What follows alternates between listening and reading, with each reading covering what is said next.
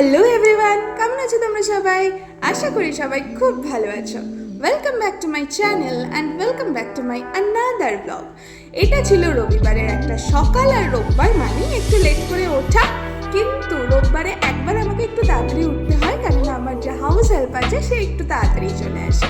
তো উঠে আমাদের যে মেন এন্ট্রান্সের গেটটা, ওটা লকটা খুলে দিতে হয়।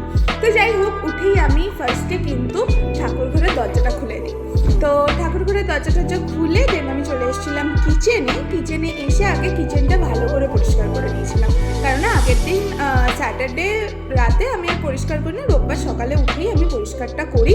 তো একদম সুন্দর করে পরিষ্কার করে আমি ব্রেকফাস্ট বানানোর জন্য স্টার্ট করে দিয়েছিলাম। ব্রেকফাস্টে ছিল এগ ভেজিটেবল স্যান্ডউইচ আর চা ছাড়া সকাল শুরু করা ভীষণ কঠিন। তো উঠেই আমরা চা স্যান্ডউইচ এগুলো খেয়ে দেন আমরা বেরিয়েছিলাম বাজারের জন্য।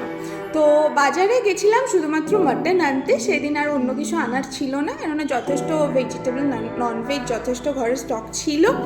তো এসে সেটা ক্লিন করে দেন তার জন্য যা যা লাগবে, পেঁয়াজ, লঙ্কা, টমেটো, দেন আলু, এগুলো একদম সুন্দর করে গুছিয়ে কেটে নিয়ে আমি মাটনটা ম্যারিনেট করে নিয়েছিলাম। ম্যারিনেট করে বেশিক্ষণ রাখতে পারিনি, কেননা অলরেডি তখন 12টা বেজে গেছিলো, আর মাটন করতে একটু টাইম তো লাগেই। তো তারপরে আমি কুকিং স্টার্ট করে দিয়েছিলাম।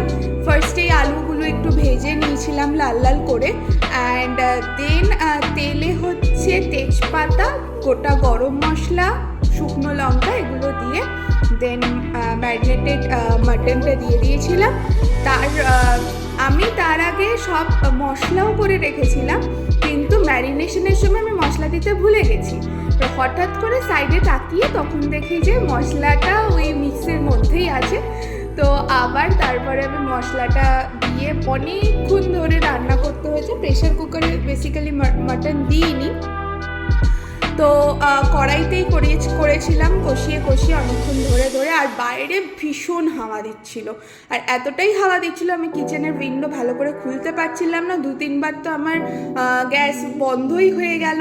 তো প্যারালালি পাশাপাশি আমি ভাতও চাপিয়ে দিয়েছিলাম, আর এখানে আমি স্যালাডের জন্য পেঁয়াজ, লঙ্কা আর লেবু, শসা এগুলো কেটে নিচ্ছিলাম, অ্যাজ ওয়েল অ্যাজ আমি রান্নাঘর থেকে বেরোনোর আগেও কিচেনটা ক্লিন করে নিচ্ছিলাম।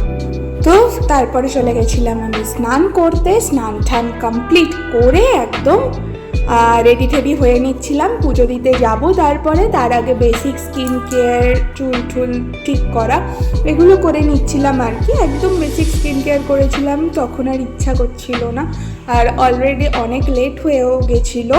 তাড়াতাড়ি ঠাকুর ঘরেও যেতে হতো, ঠাকুর ঘরেও কিছুটা বেশ টাইম লাগবে। তো প্রথমে ঠাকুর ঘরে গিয়ে ঠাকুর ঘর মুছে ঠাকুরের বাসন ঠাসন ক্লিন করে আমি চলে এসেছিলাম কিচেনে খাবার সার্ভ করতে। তো খাবার খেয়ে, খাবারে ছিল অনলি ভাত আর মাটন, আর কিচ্ছু ছিল না, আর স্যালাড, আর কিছুই করিনি।